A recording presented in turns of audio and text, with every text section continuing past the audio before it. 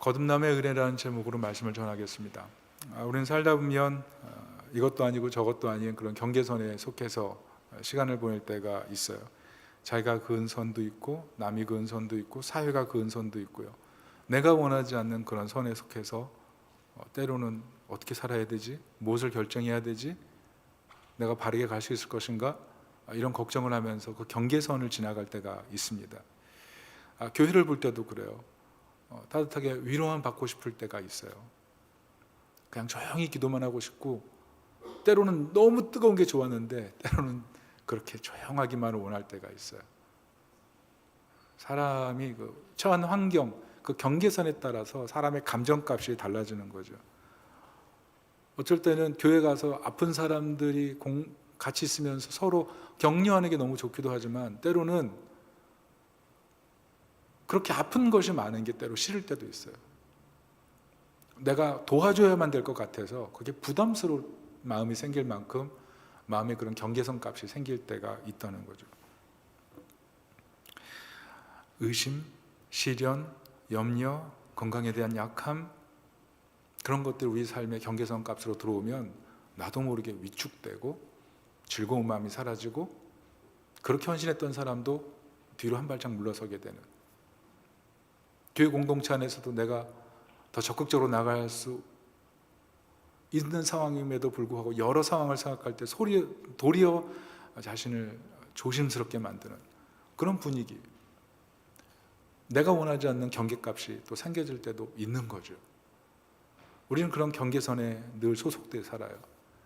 그래서 이 경계선이 때로 우리를 위축시키기도 하고, 우리로 하여금 내가 갖고 있는 믿음이 진짜인가 이런 생각을 들게 만들기도 하는 것입니다. 그런데 중요한 것은 이런 경계선을 너무 거부할 필요는 없다는 거죠. 로버트 프로스트가 얘기했던 것처럼 좋은 울타리가 좋은 이웃을 만들어 가요. 때로는 울타리가 있기 때문에 너와 나의 구분이 되고, 울타리가 있기 때문에 서로 인사하게 되고, 울타리가 있기 때문에 그 울타리 속에서 또 아름다운 식물도 자라게 되는 거고, 울타리가 주는 유익이 있는 거죠. 그래서 헨리 나우엔 같은 분은 이런 얘기를 했어요. 우리가 어떤 형태를 떠나고도 싶지 않지만 더 이상 그 상태에 머물 수도 없다는 것을 깨닫는 그 순간 영적인 성숙이 시작한다. 머물고 싶지 않아요? 그러나 떠나야 돼요. 어떤 그런 상태, 그런 것을 깊이 깨닫는 순간 우리는 그때부터 영적 성숙이 도약되는 거죠. 아브라함도 그렇지 않았습니까? 본토 친척 아비 집을 떠나라 할 때 쉬웠겠어요? 그러나 걸음을 같이 주님과 동행하기 시작했을 때 믿음의 아비가 되잖아요. 모세도 그렇죠. 시리에 빠졌잖아요. 자신이 지금까지 가졌던 모든 경력이 다 무의가 되어버리지 않습니까? 광야에서 이도의 집에 얹혀 살면서 얼마나 처량해요. 그런데 하나님 부르심 받고 애굽으로 들어가고 광야로 들어가고, 그 속에서 이스라엘을 하나님의 집으로 세우잖아요. 경계선에 있었어요. 버림받은 사람이에요. 외면당한 사람이에요. 그런데 경계선을 넘어서 성숙한 사람으로. 우리는 영원히 경계선이 존재하지 않습니다. 경계선과 공동체, 이 사이에서 왔다 갔다 하는 거예요. 경계선을 나쁘다고만 취급할 필요가 없어요. 공동체 안에도 어느 순간 경계선에 들어갈 때가 있거든요. 인생의 파고가 나를 경계선에 몰아갈 때가 있거든요. 그 과정이 반복되는 거예요. 다, 모두 다. 그러면서 성숙하는 거거든요. 그래서 누구든지 경계선에 있다고 위험한 사람이고, 공동체에 있다고 안전한 사람이고 그렇지 않습니다. 중요한 것은 그 가운데 변화되는 거예요. 이스라엘 백성들도 보세요. 하나님 외면했습니다. 그런데 심판으로 바벨론 포로 가서 그 땅에서 울며 시편 부르며 기도하다가 거듭나잖아요.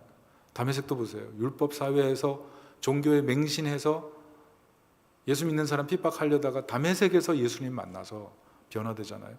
이방인 교회를 세우고 자신의 인생을 던지지 않습니까?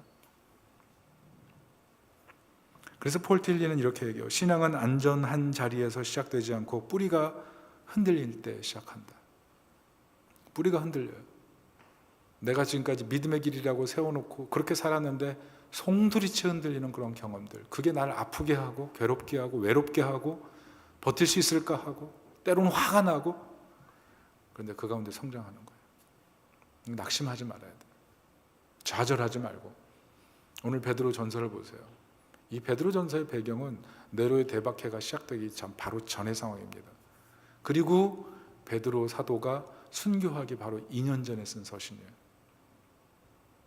뿌리채 흔들리는 공동체 운명과 베드로의 운명이 뿌리채 흔들리는 그런 상황 속에서 베드로가 뭐라 그래요? 1절 예수 그리스도의 사도 베드로라고 얘기해요. 사도, 특별히 사도, 이 헬라어로 아포스톨로스, 보냄받은 사람. 예전에 베드로는 어떻습니까? 경계선에 서 있던 사람이에요. 예수님 따르다가 부인하고 경계선에 서 있던 사람. 그런데 어느 순간 뭐라 그래요? 예수 그리스도의 사도. 이젠 더 이상 경계선에 머물 이유가 없어졌어요. 하나님의 놀라운 사랑을 받았거든요. 그 사랑을 발견했거든요. 이제는 사명을 해서 자신의 목숨을 내어 던질 수 있는 사람으로 완전히 변화돼서 3절 뭐라 그래요? 찬송하리로다. 자신의 순교가 다가오고 예루살렘 교회는 흩어지고 사방으로 다 흩어져 버린 뿌리가 흔들리는 사람들을 향해서 예수 믿는 것 때문에 재산을 잃고 가족을 잃고 생명을 잃고 안전을 잃고 모든 것을 잃어가는 그 사람들을 향해서 그러나 도리어 찬송하리로다. 왜? 예수 그리스도를 만난 그 은혜, 그것이 내 인생의 가장 값진 것이고 영원한 것이다. 그것을 깨달았기 때문에 그렇죠. 여러분, 이 믿음이 굳세기를 축복합니다.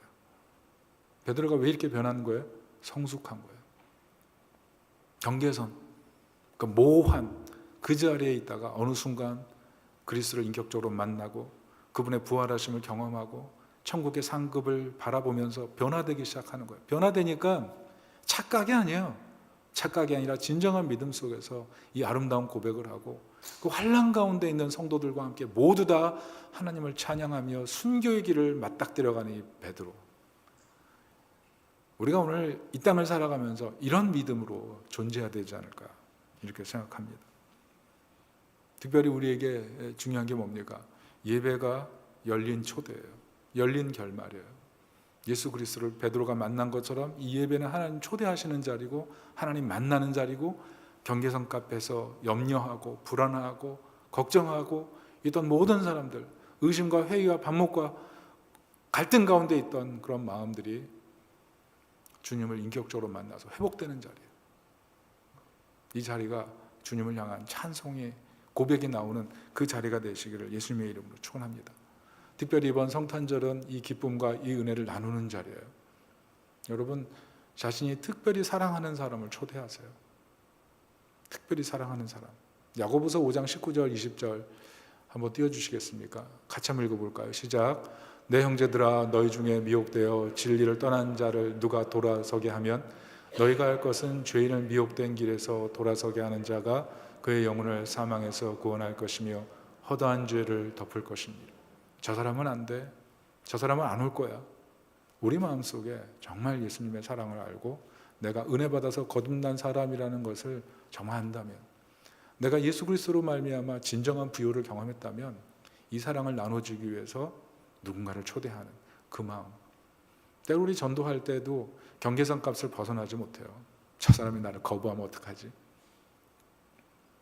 때로는 성과주의. 내가 저 사람 했을 때 결과가 안 나타나면 어떡하지? 때로는 나는 먼저 은혜 받은 자라서 저 사람은 모르는데 이걸 꼭 알아야 되는데 내가 어떻게 보면 더 먼저 은혜 받은 자라는 사실 때문에 겸손해야 되는데 도대체 왜 이것을 몰라서 저 사람 나를 저렇게 불행하게 만들까? 내 감정을 힘들게 만들까? 그런 염려 때문에 도저히 접근하지 못하는, 그런 다 내려놔야 돼요. 스리랑카 나이스 목사님이라는 분이 그런 얘기를 했어요. 전도라는 것은 거지가 거지에게 음식을 어디서 찾을 수 있는지를 말해주는 것이다. 무슨 말입니까? 나는 내 힘으로 구원받을 수 없는 존재라는 거예요. 영적인 거지 상태였다는 거예요. 누군가가 공급해 줄 때 나는 공급받을 수 있는 존재였다는 거죠. 딱 구원받고 나서는 과거에 나는 도움이 필요 없는 존재였다는 거죠. 그런데 구원받고 나서는 나는 정말 하나님의 은혜 없이는 살 수 없는 영적인 거지와 같은 존재였습니다. 이것을 고백하게 되는 순간 안 믿는 사람을 볼 때 옛날에는 저 사람 왜 저렇게 살아? 이렇게 생각했는데 저 사람도 똑같은 나랑 영적인 공복 상태인 거예요. 어디서 음식을 찾을 수 있는지 알려주는 것, 그게 선교라는 거죠. 그게 전도라는 거죠. 특별히 이번 성탄절이 그리스도 안에서 내게 주신 그 은혜를 생각하면서 그 사랑을 같이 누리고자 혼자 오지 말고 누군가 정말 사랑하는 사람을 데려와서 같이 예배드릴 수 있는 그런 축복의 시간 되시기를 축복합니다. 특별히 베드로가 이런 감격을 가졌던 이유가 무엇입니까? 세 가지예요. 먼저 산소망을 가졌기 때문입니다. 우리 3절 한번 읽어볼게요. 시작. 우리 주 예수 그리스도의 아버지 하나님을 찬송하리로다. 그의 많으신 긍휼대로 예수 그리스도를 죽은 자 가운데서 부활하게 하심으로 말미암아 우리를 거듭나게 하사 산소망이 있게 하시며. 이 땅이 끝이 아니라는 거죠. 죽음 이후의 세계가 있다는 거죠. 이 땅은 생각하는 것보다 더 짧다는 거예요. 그리고 저 하나님 나라 영원하다는 거죠. 무엇에 가치를 두고 살 것인가? 재산을 뺏기고 생명을 뺏기고 가족을 잃고 나라를 잃고 경계선으로 밀려나는 그런 세상 속에서 내가 믿음을 지키고 살아가는 것이 얼마나 바보 같은 것인가 라고 생각될 때 이 땅이 너무나 짧다는 것. 그리고 저 영원한 하나님 나라를 생각할 때 정말 가치가 있는 것, 거기에 인생을 두는 거죠. 짐 엘리엇 말처럼 잃어버릴 수 없는 것을 위해 잃어버릴 수 있는 것을 포기하는 것, 그것은 결코 어리석은 자가 아니다. 산소망, 그게 베드로의 마음이었어요. 그리고 두 번째 4절 같이 한번 읽어볼까요? 시작. 썩지 않고 더럽지 않고 쇠하지 아니하는 유업을 있게 하시나니 곧 너희를 위하여 하늘에 간직하신 것이라. 세상 기업은 다 사라지잖아요. 그리고 어차피 갈 땐 다 빈손이잖아요. 올 때 빈손, 갈 때 빈손. 움켜줘도 더 이상 가질 수 없어요. 그리고 세상 속에서 여러분 돈을 아무리 가져도 내가 쓸 수 있는 것만 내 것일 뿐이에요. 다 숫자에 불과해요. 내가 쓰는 것만 진짜 내 거예요. 나를 위해 잘 쓰세요. 그리고 이웃을 위해 잘 쓰세요. 그게 진짜 내 거예요. 그런데 하나님 나라 기업은 이 땅에서 내가 하나님 나라를 위해 드린 모든 것, 이게 다 하나도 잃어버려지지 않고 하나님께서 우리에게 주신 유산으로 다 기억하셔서 풍성하게 열매 맺는 거죠. 그 땅에서 아름답게 피어나는 거죠. 그것을 기억해야 돼요. 영화 I Feel Pretty라는 그런 영화가 있어요. 이 영화 내용은 간단합니다. 어떤 미쉐린 타이어 같은 몸을 갖고 있는 건강한 여성이 정말 성격도 괜찮은데 그 외모 때문에 사람들로부터 잘 사랑받지 못하는 거죠. 너무 스트레스 받아서 열심히 운동하다가 갑자기 이렇게 좀 넘어져가지고 갑자기 거울을 보면서 착각하게 되는 거예요. 거울을 보면서 너무 날씬한 자신을 바라보는 거죠. 그래서 그때부터 자신감을 찾게 돼요. 그리고 사람들 앞에 자신이 굉장히 예쁜 사람처럼 그렇게 행동하기 시작합니다.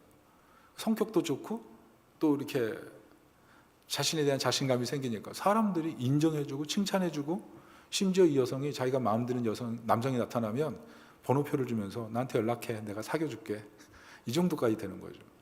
그런데 어느 순간 깨달아요. 이게 다 착각이었다는 걸. 그러면서 급 우울해진다는 그런 내용이었어요. 한번 보시든지. 그런데 여러분, 우리가 믿고 있는 게 이게 착각이 아니라는 거죠. 4절 분명히 약속합니다. 하늘에 간직하신 유업이라고. 간직한, 이 헬라어로 테테레메넨, 예비한, 예약한, 이런 뜻이에요. 하나님 나라에서 하나님께서 우리를 위해 상급을 비축하고 계시다, 그 얘기를 하는 거죠. 여러분, 만약 이게 사실이 아니고 우리가 착각이라는 것이면 우리만큼 불행한 사람이 없어요. 하나님 나라에 상급이 없다면 우리가 예배 드리는 것, 이게 얼마나 불행한 일이에요. 그러나 생각해 보십시오. 초대교회 시작하면서 수많은 사람이 십자가에 매달려 죽었고, 베드로는 십자가에 거꾸로 매달려 죽었고, 수많은 사람이 고난을 당했는데 한 사람도 하나님 나라 기업에 대한 믿음이 흔들리지 않았어요. 2000년 이상. 오늘 베드로 예수 그리스도를 만나고 그 감격 속에서 순교를 기꺼이 받아들이며 성도들에게 찬송하리로다. 이 고백이 얼마나 영광스럽습니까? 이 고백이 착각이 아닌 거죠.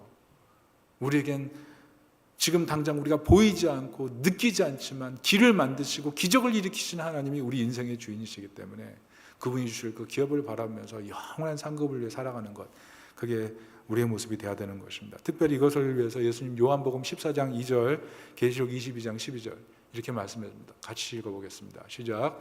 내가 너희를 위하여 처소를 예비하러 가노라. 보라, 내가 속히 오리니 내가 줄 상이 내게 있어 각 사람에게 그의 일한 대로 갚아주리라. 살면서 직장에서 임금 못 받아가지고 그 체불돼가지고 그거 가지고 뭐 소송하고 어려움 당한 사람들 얼마나 많아요. 하나님 나라는요 다 기억돼요. 내가 내게 줄 상이 있어. 다시 오실 예수님, 두 번째 나타나실 예수님, 그분의 약속이에요. 이 약속의 말씀을 베드로는 붙들고 있었습니다. 마지막 세 번째는 하나님의 보호하심을 믿었다는 겁니다. 5절 같이 한번 읽어보겠습니다. 시작. 너희는 말세에 나타내기로 예비하신 구원을 얻기 위하여 믿음으로 말미암아 하나님의 능력으로 보호하심을 받았느니라. 하나님께서 성도들을 보호하신다는 거죠. 초대교회 핍박과 환난 가운데 있는 성도들 하나님 예외 없이 하나님 품에 다 안으셨다는 거죠. 그것을 우리가 신뢰해야 돼요. 이 땅에 살면서도. 이 보호하심이라는 단어는 특별히 군사용어입니다. 쉽게 말해서 요새를 만든다는 거죠. 시편에 보면 하나님 나의 방패라고 할 때 이 방패는 그냥 평면을 막아내는 방패를 말하는 게 아니거든요. 전후 좌우 위아래 완벽한 보호를 말하는 히브리적 원어의 뜻이에요. 근데 이 오늘 여기서 하나님이 보호하신다고 할 때 이 보호하신다는 의미는 헬라어적인 의미로 보면 요새화 시킨다는 거예요. 요새. 너를 철저히 지키겠다. 트로이 전쟁 보면 나오잖아요. 거기에 트로이라는 요새를 적군이 쳐들어가지 못하잖아요. 그래서 결국 목마 타고 목마 남겨놓고 철수하지 않습니까? 그리고 목마가 트로이 성 안에 들어왔을 때 결국 목마 안에 있던 군인들이 나와서 성문을 열어가지고 성이 함락되는 뭐 그런 얘기. 트로이 전쟁 이게 뭐 그리스 로마 신화에 나오죠. 하나님은 정복당하지 않으세요. 정복당할 수 없어요. 하나님의 보호하심. 그게 하나님 보호하심이라는 거죠. 그런데 언제 우리의 신앙이 견고해지냐 하면 이런 두려움이라는 경계선에 있지만 하나님이 여전히 날 떠나지 않으시고 나를 버리지 않으시고 함께 하신다는 그 믿음, 그것이 생겼을 때 공동체, 경계선에서 벗어나서 하나님 나라 공동체 안에 살아가는 용기와 담대함을 갖고 살게 된다는 겁니다. 그래서 우리가 정말 이 은혜를 본격적으로 경험하게 만드는 게 무엇이냐면 믿음이에요. 믿음. 이사야 59장 1절, 이사야 59장 2절 같이 한번 읽어볼게요. 그 다음 PPT입니다. 없나요? 예, 제가 읽어드릴게요. 이사야 59장 1절 2절입니다. 여호와의 손이 짧아 구원하지 못하심도 아니요 귀가 둔하여 듣지 못하심도 아니라 오직 너희 죄악이 너희와 하나님 사이를 갈라 놓았고 너희 죄가 그의 얼굴을 가려서 너희에게서 듣지 않으시게 함이니라. 여러분 이게 무슨 말씀입니까? 하나님 손이 짧지 않대요. 귀가 막혀 있지 않대요. 하나님 충분히 도우실 수 있고 하나님 늘 우리의 귀를 기울이신다는 거죠. 그러나 하나님을 하나님으로 인정하지 않는 삶, 그게 중첩되고 가중되고 너무 두께가 단단해져서 하나님을 향해 기도할 마음, 하나님을 향하여 부르짖을 수 있는 소리가 막혀있는 상태, 그게 심각한 문제라는 거죠. 결국 하나님을 신뢰하지 않는 문제, 그것이 우리로 하여금 하나님을 향한 은혜를 깊이 기억하지 못하게 만들고 높이 경배하지 못하게 만드는 이유가 된다는 것입니다. 특별히 우리가 구원받았다는 것이 어떤 것으로 증명됩니까? 세 가지로 증명돼요. 첫째는 섬기는 대상이 달라지는 거예요. 섬기는 대상, 경배하는 대상. 여러분 지금 정말 섬기는 대상이 누굽니까? 경배하는 대상이 누구예요? 뭘 그렇게 사랑하나요? 뭘 그렇게 의지하나요? 그게 바뀌는 것, 그게 믿음이에요. 그게 거듭난 거예요. 값없는 은혜를 받았기 때문에 이 땅에 아무리 값 있는 것을 보고 가치 있는 것을 봐도 그 앞에 결코 엎드리지 않는 것, 그게 믿음이에요. 그리고 세계관이 변화되는 것, 이게 믿음 아니겠습니까? 하나님께서 나를 구원하실 때 뭐가 바뀌어요? 영적인 변화가 일어나요. 세 가지 변화가 일어나죠. 칭의, 중생, 양자됨. 이 세 가지 변화가 일어나요. 예수 그리스도의 피로 깨끗이 씻김 받았다. 나의 과거의 모든 죄, 미래의 죄까지 예수의 보혈의 피로 씻겨졌다. 두 번째는 성령으로 말미암아 새로운 삶이 시작되었다. 중생. 마지막 하나님의 자녀로 입적되었다. 법적으로 법정적인 의의 그리고 법정적인 선언에 의해서 우리가 하나님 백성으로 완전히 변화되었다. 이게 영적인 변화죠. 이 변화 속에서 세상을 바라보는 것, 이게 세계관이에요. 기독교 세계관. 세상이 하나님의 피조물이라는 거예요. 하나님의 통치와 하나님의 주권 아래 세상이 돌아간다. 이게 기독교 세계관이에요. 우리가 담대함이 언제 나옵니까? 하나님 내 인생의 로드, 주님이시라는 사실. 그것을 잃어버리기 시작할 때부터 세계관이 흔들리는 거예요. 하나님 나의 인생의 주인이십니다. 그때 담대함이 나오는 거예요. 담대함 뿐입니까? 겸손함까지 나와요. 왜? 나 같은 죄인을 구원해 주신 하나님의 사랑 앞에 어떻게 내가 담대함으로 교만해질 수 있어요? 하나님 주신 모든 것을 헤아려 볼 때 나는 받을 수 있는 자격 없는 자였는데 하나님 은혜 부어주셔서 여기까지 왔습니다. 한없는 겸손함. 그래서 그리스도인이 매력 있는 거예요. 기독교 세계관은 결코 사람들이 볼 때 위협적이지 않아요. 담대함과 겸손함이 같이 있기 때문에 너무나 매력적이거든요. 이 세계관의 변화가 일어나는 거예요. 그게 믿음과 거듭남이에요. 그리고 거듭남, 회심은 변화의 여정이에요. 변화의 여정. 우리는 그냥 단박에 변화되고 싶죠. 예수 믿고 나서 그냥 끝!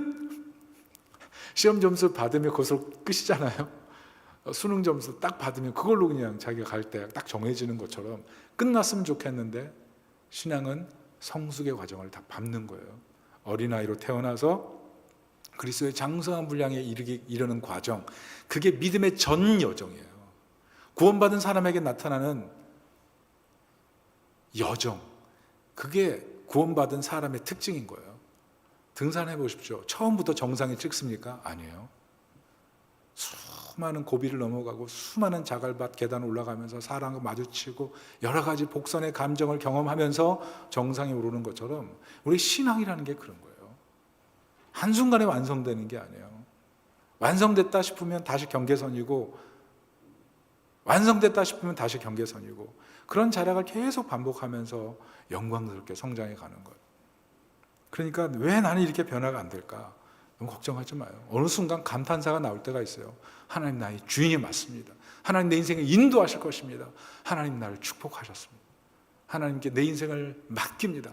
하나님 하신 일이 옳습니다. 이 감탄사가 나오는 그 지점이 믿음이에요. 믿음. 그래서 우리가 할 일이 무엇이냐면 훈련하는 거예요. 훈련. 이 믿음이 견고해지도록. 여러분 라면 끓이는 줄 아시죠? 라면 잘 끓이시는 분들 많을 거예요. 라면 끓이려면 물 얼마큼 넣어야 됩니까? 네, 정확하게 하셨어요. 500ml 라면 물을 넣어야 돼요. 그렇지만 2개 넣고 3개 넣을 때는 물량을 바꿔야 돼요. 왜? 물이 증발되거든요. 증발량 값을 계산해서 라면을 끓여요. 그래야지 라면 맛있어요. 신앙의 상태도 마찬가지예요. 일생을 살아가고 예수 믿어서 아무 문제 없는 것 같은데 계속 증발되는 문제가 있거든요. 그래서 목마름이 생기는 거예요. 문제가 생기는 거예요. 뿌리쳐 흔들리는 문제가 생기는 거예요. 그래서 훈련이 필요한 거예요. 그래서 믿음도요, 끊임없이 양육돼서 성장하고 성숙되는 과정이 필요한 거예요. 인생이요, 평지가 아니에요. 오르막길입니다. 오르막길. 윤종신 씨가 오르막길이라는 노래를 불렀죠. 가사가 이래요. 이제부터 웃음기 사라질 거야. 이렇게 시작하죠. 이제부터 웃음기 사라질 거야. 가파른 길을 가다 보면 헉헉댈 거고, 옆에 있는 사람이 누군지도 모를 만큼 힘든 길, 오르막길. 인생이 그래요. 어떤 걸 보니까 부모님이 빚을 졌어요. 갚을 길이 없어요. 자식들이 모여서 갚기로 했어요. 사는 집이 전셋집인데 전셋집 빼가지고 갚아드리고 남은 돈으로 자, 미래를 위해 투자하자. 유학 갔어요. 유학 가서 열심히 공부했어요. 그런데 더 나은 결과를 받지 못한 거죠. 그리고 한국에 귀국했는데 취업 자리도 마땅치 않고, 그래서 예전에 살았던 것보다 좀 못한 삶을 살아가게 되는 거예요. 옛날엔 전셋집이었는데 월세집, 더구나 한국 돌아오니 아파트 값은 2배. 이제는 진입장벽이 너무 높아져 버렸어요. 너무 짜증나는 거죠. 예전에 그 단란하고 화목한 가족이 없어요. 완전히 육아에 매몰돼 있으면서 양쪽 남편 아내 다 열심히 직장생활을 해야 되고, 집에 돌아와서 겨우겨우 아이 키워야 되고, 이런 상황이 계속 반복되는 거예요. 근데 어느 날 남편도 없고 애는 아프고 병원 데려갔다가 집에 와서 남은 잔업하고 있는데 배는 고프고 냉장고에서 밥 꺼내가지고 돌려가지고 김치랑 하나 먹고 있는데 열받는 거예요. 열받는 거예요. 내 인생 왜 이렇게 꼬여버렸나? 내 인생 왜 이렇게 막 밑으로 처져가고 있나? 아마 예수님이 안 믿었던 것 같아요. 이렇게 글 썼더라고. 젠장. 이 젠장 아니고 사실은 18이에요. 1억원은 못 살겠네. 진짜 그냥 다 때려쳐. 남편 애 있는데 그냥 막 육두문자 나오는 거예요. 남편이 깜짝 놀랐겠죠. 그렇게 온순한 아내였는데 삶을 너무 힘들게 하니까 남편으로서 얼마나 미안했을까요? 근데 우리 삶이 그러잖아요. 여기 뭐 얼마나 부자가 있고 뭐 얼마나 뛰어난 사람이 있습니까? 삶을 살다 보면 나도 모르게 육두문자 나올 때 있어요. 욕이 나올 때가 있어요. 욕이 나올 때. 오르막길. 그게 힘든 거예요. 우리 교회도 자기 가족비 다 갚느라고 지난주 봤는데 뭐 도장 찍고 할 일이 있어가지고 잠깐 만났는데 와 진짜 몇 년 동안 너무 바닥으로 살면서 그 빚 다 청산하고 돌아가는 길 보니까 잠깐 보니까 길을 걸어가면서도 하품해. 그 집에 있는 모든 그 무게를 자기 혼자 다 짊어가고 야 진짜 효자 났다 속으로. 너무 고생한다. 뭐 할 말이 없어요. 할 말이. 그런데 이런 삶을 우리 한 분 한 분들이 세상 속에 살아가는 거죠. 때로는 그런 삶이 너무 힘드니까 찬양도 안 나오고 뭐 산소망, 뭐 기업, 뭐 보호하심 현실적으로 잘 와닿지 않고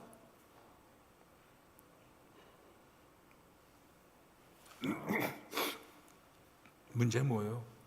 우리가 살면서 이런 삶이 반복될 때 결국 의지할 대상이 없는 거 아닙니까? 그런데 성경은 분명히 얘기해요.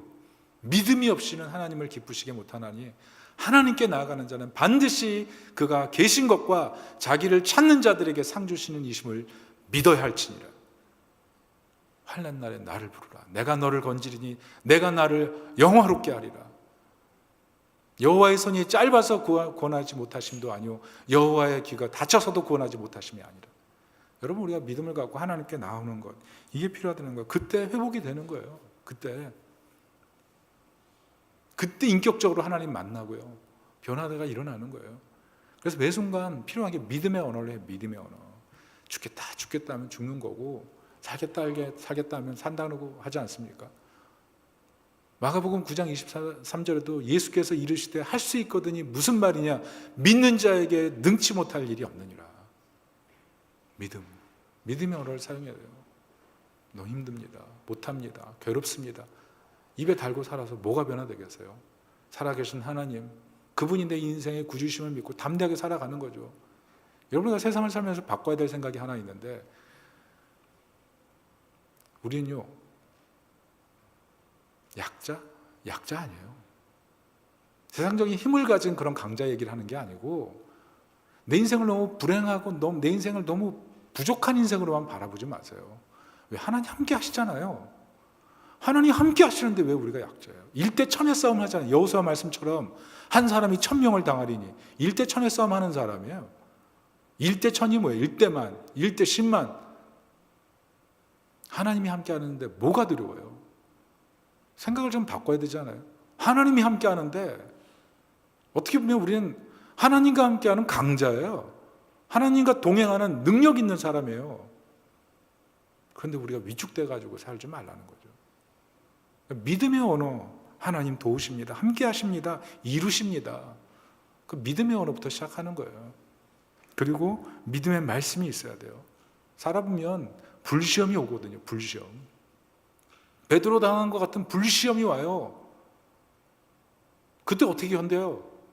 의지로, 계획으로, 목표로 넘어갈 수 없는 불시험이 있어요. 그때는요 말씀 붙드는 거예요. 말씀, 하나님의 살아계신 말씀. 그 말씀이 내 속에 불을 붙일 때 살아나는 거예요.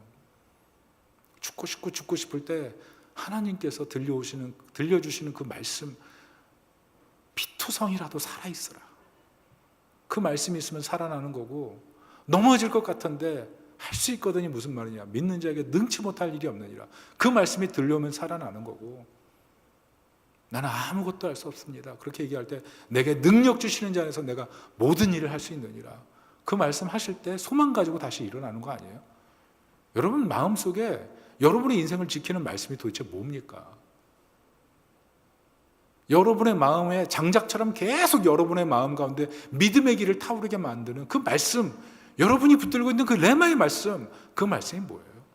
직장 생활 속에서 믿음의 삶을 하게 만들고 인간관계를 맺을 때 믿음의 결정과 선택을 하게 만드는 그 말씀, 그게 뭐예요?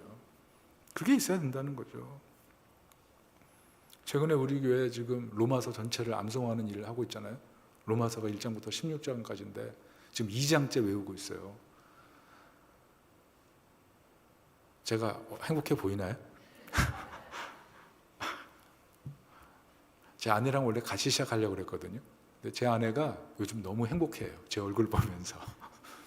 아침마다 외우는데 이게 잘 안 외워져요.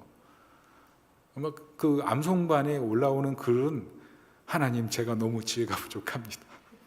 멈추고 싶습니다. 이런 글이 계속 올라와요. 그럼에도 꾸역꾸역 지금 암송반 하고 있거든요. 그런데 쉽진 않아요. 그렇지만 제가 그 말씀 암송하면서 깨닫는 건 뭐냐면 회개가 나와요. 그 말씀에 제가 충돌하는 거예요. 그 말씀 속에서 제가 잘못했던 어떤 삶의 방식들, 그런 것들을 다시 깨닫고 겸손하게 회개하게 되니까 암송이 이게 힘이구나. 시편 19편 말씀처럼 언어도 없고 소리도 없고 들리는 소리도 없는데 하늘 이 끝에서 저 끝까지 가는 것, 그게 말씀의 능력이에요. 어느 순간 말씀을 암송하고 말씀을 배웠는데 그 말씀이 뇌리에서 마음에서 그냥 갑자기 하나님의 임재 앞에 서는 것처럼 말씀이 내게 다가와서 내 삶을 부활시키는 것, 그게 말씀의 능력 아니에요? 살아나라, 일어나라. 그 말씀의 능력에 붙들려야 된다는 거죠. 그리고 무엇보다도 믿음을 훈련하려면 믿음의 사람과 교제권을 견고히 세워야 돼요. 내 인생의 교제권에 여호수아와 갈렙 같은 사람이 많다면 어떻게 되겠습니까? 85세에 일어나가지고 저 산지를 내게 주옵소서, 이렇게 믿음의 소리를 얘기하는 사람과 같이 있다면 그 속에서 하나님의 임재 속에 들어가는 거죠. 믿음으로 살게 되는 거죠. 싸워보게 되는 거죠. 계란으로 바위쳐 보는 거죠. 그런 믿음으로 살면 얼마나 기쁘겠어요. 내 세상 살면 계속 합리적으로만 살게 되잖아요. 상식적으로만 살게 되잖아요. 결국 남는 게 뭐예요? 무기력해져요.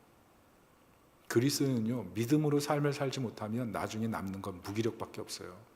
하나님의 살아계심, 하나님의 능력, 하나님의 지혜, 하나님의 풍성함, 그것을 늘 기대하면서 수업 교실에 들어가고 자신의 일터에 들어가고 그 속에서 하나님 부어주신 능력을 힘입을 때 그 속에서 살아있는 신앙이 되는 것 아니겠습니까? 결국 믿음이 성도의 능력이에요. 믿음이 성도의 능력. 요한일서 5장 4절, 무릇 하나님께로부터 난 자마다 세상을 이기느니라. 세상을 이기는 승리는 이것이니 우리의 믿음이니라. 여러분, 이 믿음 굳세시기를 예수님의 이름으로 축복합니다.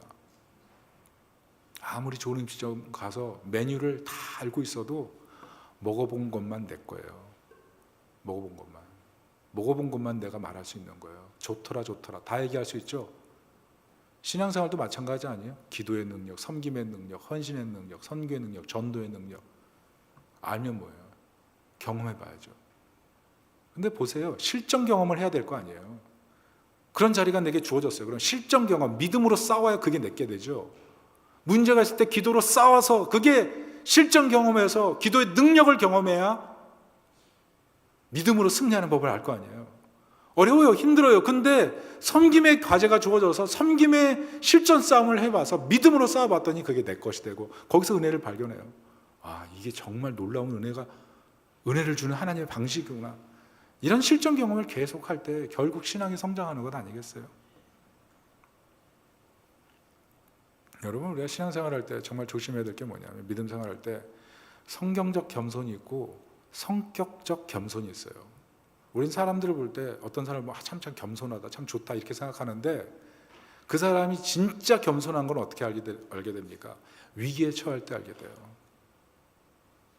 성격적 겸손은 위기에 처하면 본색이 드러납니다. 그러나 성경적 겸손은 위기에 처하면 자신을 낮춰요. 하나님 도와주십시오. 인생을 살다 보면 오해받을 때도 많고 미움받을 때도 많고 싫은 소리 들을 때도 많고 경계선에 딱 서가지고 어쩔 줄 몰라 하는 그런 상황들이 생기거든요. 그 상황 속에서 우리가 할 수 있는 게 뭐예요? 제일 먼저 할 수 있는 건 나 이런 사람 아닙니다. 나 잘못한 게 없습니다. 막 이걸 막 그게 아니고 정말 예수 믿는 사람은 하나님 난 죄인입니다. 나는 지혜가 없습니다. 난 능력이 없습니다. 난 생각보다 죄인입니다. 난 생각보다 은혜가 더 필요한 사람입니다. 나를 불쌍히 여겨주십시오. 나의 자아를 십자가에 못 박습니다. 내가 죽는 자리로 가길 원합니다. 내가 사라지는 자리로 가길 원합니다. 내 자는 사라지고 오직 성령님 인도해 주십시오. 그 마음이 들 때 거기서 하나님이 주시는 능력으로 일어서는 것 아니겠어요? 그것을 경험해야죠. 그것을 경험할 때 사람들이 우리를 보면서 아, 다르구나. 다르구나. 참 세상 살기 힘들죠. 때로는 그렇게 살면 바보처럼 쑥맥처럼 볼 때가 많으니까. 그러니까 뱀같이 지혜롭고 비둘기같이 순결하게 정말 지혜롭게 세상을 살아야죠. 믿음이라는 건 맹목이 아니고 어떻게 보면 상식보다 더 뛰어난 하나님의 지혜를 가지고 문제를 해결하는 능력이에요. 그러니까 하나님께 기도해 보세요. 하나님을 신뢰하고 능력을 구해 보세요. 현실 사회 속에서 안 된다, 못한다, 무기력에 빠지지 마시고 능력과 지혜와 영광과 존귀와 권세가 풍성하신 하나님께 기도하면서 믿음의 능력으로 나아가다 보면 거기서 하나님 주시는 새 힘과 능력으로 일어서게 되는 것을 믿으시기 바랍니다. 하나님은 결코 우리를 버리지 않으시고 떠나지 않으세요. 이 믿음의 능력으로 인생의 경로 속에 흔들리지 않고 견고히 서시기를 축복합니다. 특별히 오늘 베드로가 가졌던 이 고백 6절부터 9절 한번 같이 읽고 오늘 말씀 마치겠습니다. 시작. 그러므로 너희가 이제 여러 가지 시험으로 말미암아 잠깐 근심하게 되지 않을 수 없으나 오히려 크게 기뻐하는도다. 너희 믿음의 확실함은 불로 연단하여도 없어질 금보다 더 귀하여 예수 그리스도께서 나타나실 때 칭찬과 영광과 존귀를 얻게 할 것이니라. 예수를 너희가 보지 못하였으나 사랑하는도다. 이제도 보지 못하나 믿고 말할 수 없는 영광스러운 즐거움으로 기뻐하니 믿음의 결국 곧 영혼의 구원을 받음이라. 우린 시험 못 이겨요. 우리 힘으로. 불시험 절대로 못 이겨요. 그런데 우리를 위해 십자가에서 죽어주신 예수 그리스도가 우리 곁에 항상 서 계세요.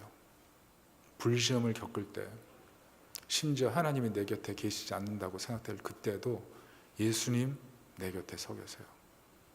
그래서 불시험을 통과한 모든 사람들의 고백이 예수님 나를 사랑하시는구나. 여러분 시험을 통해서 그 고백까지 고백하고 이 구원받은 은혜, 나 같은 사람을 구원해 주신 이 은혜 붙들면서 인생의 경계선의 위기 속에서 더 풍성한 은혜의 길로 나아갈 수 있기를 예수님의 이름으로 축원합니다. 아멘. 우리 이 시간 같이 한번 기도합시다. 이 시간